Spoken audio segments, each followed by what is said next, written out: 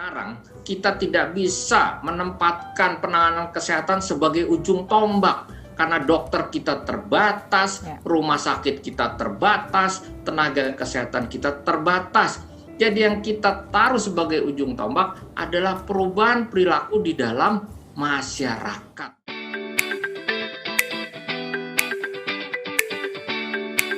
Nah, sekarang Jakarta Raya menerapkan PSBB total. Apa yang harus dilakukan sih Pak? Apa yang sudah dilakukan oleh Satgas Penanganan COVID-19 untuk menekan jumlah yang kayaknya nambah terus nih Pak, stres jadinya. Jadi menghadapi penambahan jumlah kasus COVID-19 yang semakin banyak, Satgas telah melakukan berbagai hal. Ada dua hal yang secara garis besar bisa saya sampaikan. Yang pertama terkait penanganan kesehatan. Kenapa? Karena Satgas melihat kondisi yang ada, menambah gencar testing dan tracing. Jadi pengetesan dan pelacakan itu semakin masif untuk menemukan mereka yang positif. Nah, cuma memang tidak mudah. Kalau satu orang positif itu harus di-trace banyak 30 orang, kalau 4.000 tambahan kasus kan berarti harus di-trace 12.000 minimal. Wow. Jadi kita kerja keras, lalu kemudian kalau kita dapat yang dites dan kemudian di-trace terlacak lagi positif, kita akan semakin bisa melokalisir mereka. Lalu yang kedua, dengan tambahan kasus positif yang semakin besar, Satgas pemerintah juga telah menambah 2 tower di Wisma Atlet untuk menampung mereka yang butuh isolasi.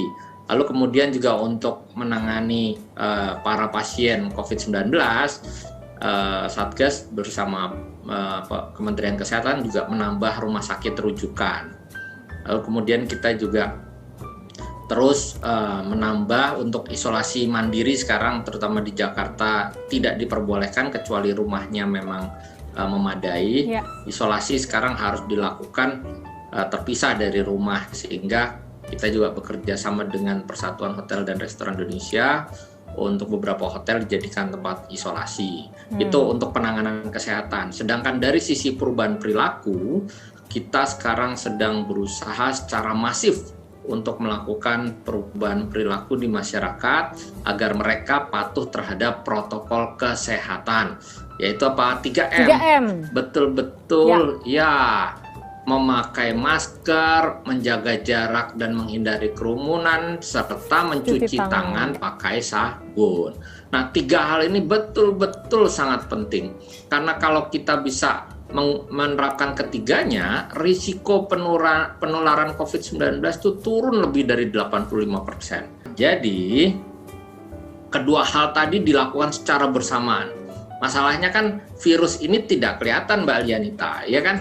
Kita nggak tahu juga siapa yang, karena orang tanpa gejala semakin banyak, siapa yang membawa virus juga tidak tahu.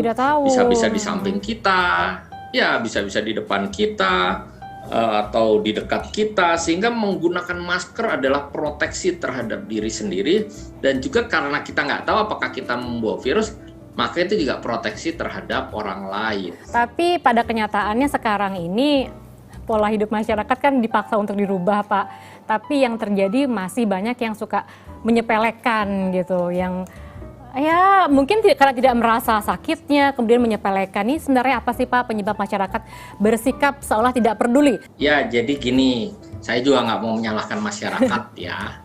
Bukan soal menyepelekan sebetulnya. Memang ini kan perilaku yang kita harapkan ini kita tidak terbiasa sebelumnya. Coba bayangkan Mbak Lianita, wajah biasa tersenyum, kelihatan, tiba-tiba harus pakai masker. Ini siapa ya, ini siapa ya, gitu kan? Iya, benar-benar. Lalu kemudian kita terbiasa karena kita makhluk sosial dari kecil juga, apalagi kita orang Indonesia ya, terbiasa salaman, terbiasa dekat, kadang-kadang rangkul-rangkulan, cipika-cipiki, dan itu ternyata sekarang nggak bisa. Dalam masa pandemi ini, bersatu kita runtuh, bercerai kita teguh, kan gitu. Nah, jadi kebiasaan itu, terus kemudian kita didorong untuk hemat air sebelumnya, ya kan? Sekarang harus semakin sering mencuci tangan dengan air dan sabun.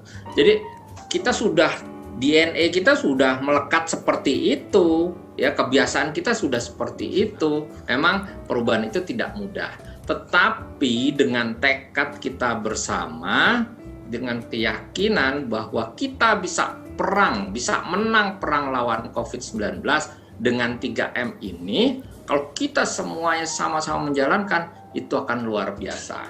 Kalau kita tahu kita punya keterbatasan kesehatan, jangan keluar. Kalau kita sedang kurang sehat, jangan keluar.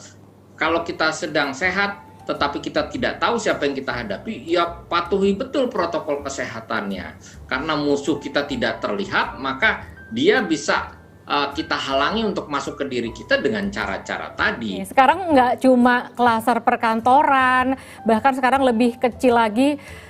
Ini yang cukup bikin miris karena adanya klaster keluarga. Nah, tindakan apa sih Pak yang akan atau sudah dilakukan Satgas Penanganan COVID-19 supaya masyarakat tidak menyepelekan klaster keluarga ini gitu? Betul, jadi gini, sekarang ternyata banyak sekali penularan terjadi di rumah, ya. Bahkan data menunjukkan bahwa di Wisma Atlet 7% pasien di Wisma Atlet itu tidak pernah keluar rumah. Oh gitu. Bayangkan, tidak pernah keluar rumah. Lalu kemudian ternyata sekarang klaster terbesar itu bukan perkantoran, tapi di dalam keluarga dan di permukiman. Nah, ini betul-betul harus disadari betul bahwa kita ini tidak tahu kalau keluar lalu membawa virus atau tidak di baju kita, di celana kita, di diri kita dan seterusnya. Kalau sayang sama keluarga, patuhi protokol kesehatan. Menyayangi anak tuh betul kita berjuang untuk mencari nafkah bagi mereka. Menyayangi keluarga betul dengan cara itu. Tapi cara lain yang harus kita dorong sekarang adalah kita memproteksi diri kita jangan sampai pulang membawa virus. Ya. Nah, kemudian yang dilakukan oleh Satgas, saya sendiri ketua bidang perubahan perilaku, saya punya 3 ketua subbidang. 1 subbidang edukasi, jadi kami melakukan kampanye massal, kami melakukan sosialisasi dan edukasi secara massal melalui satuan pendidikan. Jadi sekarang kalau anak mau belajar, sebelum kegiatan belajar mengajar dimulai, karena online, guru wajib untuk memutarkan tayangan atau video tentang 3M tadi. Menjelaskan kenapa 3M itu penting, kenapa mematuhi protokol kesehatan penting. Itu melalui saluran edukasi dengan harapan para siswa dan mahasiswa ini akan mengingatkan keluarganya menjadi agen perubahan di dalam keluarganya. Nah, yang kedua, subbidang sosialisasi. Subbidang sosialisasi ini kami mengerahkan para tenaga lapangan, pendamping, penyuluh, relawan lapangan untuk turun ke lapangan mensosialisasikan pentingnya 3M ini, mensosialisasikan protokol kesehatan dengan sasaran pada keluarga. Jadi ibu-ibu, emak-emak, ya, bapak-bapak, lalu kemudian juga pada komunitas adat, komunitas agama, misalnya kelompok pengajian, lalu kemudian komunitas hobi, ya, hobi goes, yang hobi apa dan seterusnya. Jadi tim subbidang sosialisasi menyasar ke sana sehingga yang tadi di rumah itu betul-betul dapat informasi yang lengkap dari berbagai sisi. Jadi kita betul-betul concern kalau setiap keluarga punya kesadaran mau melindungi keluarganya dengan mematuhi protokol kesehatan, memakai masker, menjaga jarak, menghindari kerumunan, dan mencuci tangan pakai sabun, seluruh keluarga Indonesia yang jumlahnya lebih dari 68 juta seperti itu akan luar biasa. Jadi sekarang kita tidak bisa menempatkan penanganan kesehatan sebagai ujung tombak karena dokter kita terbatas, rumah sakit kita terbatas, tenaga kesehatan kita terbatas. Jadi yang kita taruh sebagai ujung tombak adalah perubahan perilaku di dalam masyarakat. Maka kalau semua sadar semua mau berubah perilakunya, mematuhi protokol kesehatan, sabarlah dalam 6 bulan, 1 tahun ke depan, kita yakin akan menang terhadap perang melawan COVID-19 ini. Kira-kira begitu, Mbak Lianita. Jangan sampai kita malah mencelakakan keluarga sendiri, karena kalau sudah terkena dan imunnya tidak terjaga, maka akan ada resiko yang terburuk begitu ya Pak Sony ya. Dan kita bicara soal PSBB total nih Pak Sony. Saat Provinsi DKI Jakarta menerapkan kembali PSBB total, hal ini mengundang berbagai tanggapan masyarakat, baik yang setuju, banyak juga Pak yang nggak setuju. Apa nih supaya mereka dapat mengerti tindakan yang dilakukan oleh pemerintah, terutama Bapak sebagai Ketua Bidang Perubahan Perilaku Satgas Penanganan COVID-19? Ya, kita bisa memahami lah, tetapi kan yang sedang menghadapi pandemi COVID-19 ini bukan hanya Indonesia, tapi seluruh dunia. Bayangkan tidak ada satupun negara yang kebal terhadap COVID-19, bahkan negara-negara dengan sistem kesehatan yang sangat baik sekalipun. Jadi memang kita harus bersabar. Kita mundur selangkah, mundur 2 langkah untuk bisa maju dengan langkah yang lebih banyak. Kalau kita tidak bersabar, kita akan kalah. Jadi memang sekarang ada waktunya kita bersabar melakukan hal-hal yang memang disampaikan oleh pemerintah. Jadi namanya juga pembatasan sosial berskala besar. Juga pelarangan, tidak dilarang, tetapi dibatasi. Supaya apa? Supaya kita bisa mengendalikan laju penularan COVID-19.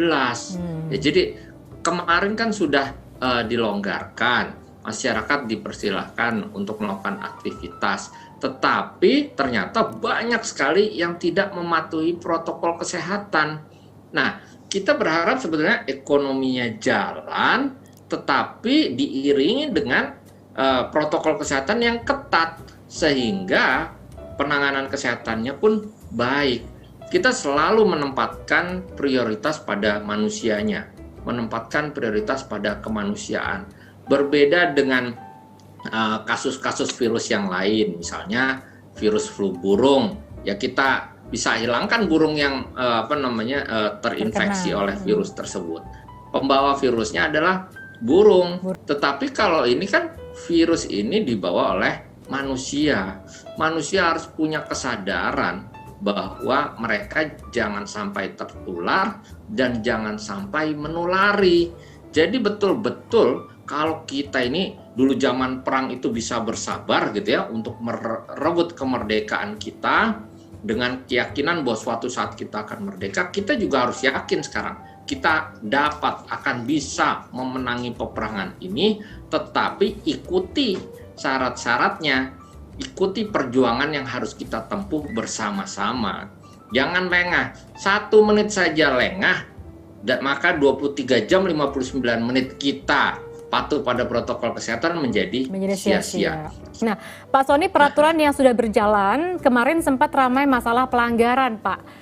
Nah, ini dia nih, kasus ini sempat viral karena peraturan yang diterapkan itu kadang bukan karena kita ingin melanggarnya, tapi merasa lingkungan pribadi, kita udah berusaha sedikit longgar dengan diri kita. Menurut Bapak, bagaimana kita harus menyikapi ini? Ya, tapi memang aturannya menurut peraturan gubernur disampaikan bahwa tetap harus menggunakan masker. Wajib menggunakan saat di luar rumah. Jadi walaupun di mobil sendirian tetap harus? Ya, harus. Itu peraturannya seperti itu. Nah, jadi gini, petugas di lapangan kan selalu mengacu pada peraturan gubernur, peraturan bupati, wali kota yang dibuat. Jadi mereka nggak bisa melakukan diskriminasi. Tetapi menurut saya kami sedang membuat petunjuk teknisnya, Mbak Lianita. Jadi gini, harusnya operasi justisi itu bisa dibagi menjadi 3 tahapan. Yang pertama, kita itu pendisiplinan dengan sosialisasi dan edukasi. Jadi misalkan diberitahu bahwa walaupun di dalam mobil bisa menggunakan maskernya silahkan gitu kan. Jangan lupa bahwa nanti ini penularannya kan bisa terus terjadi, punya risiko ketika masker dibuka dan seterusnya. Dikasih edukasi, nggak usah diberi sanksi. Jadi cukup diberikan edukasi, informasi yang jelas, diseminasikan peraturannya, lalu kemudian setelah itu nanti di operasi justisi berikutnya ada kebijakan untuk pemberian sanksi mungkin ringan. Jadi bertahap seperti itu, dengan harapan di ujung masyarakat sudah tertib. Kan susah juga kalau kita kan nggak tahu ya niatnya. Ada yang lagi mau makan, ada yang lagi mau minum, ada yang mau itu dan seterusnya. Nah, daripada petugas memiliki kebingungan, yang pertama terus terang itu harus sosialisasi dulu secara masif tentang aturan yang ada. Kan setiap daerah boleh membuat aturannya, tapi aturan tersebut sebaiknya aturan yang mendidik dan memberikan kesempatan bagi masyarakat untuk mengadopsi informasi dulu lebih baik.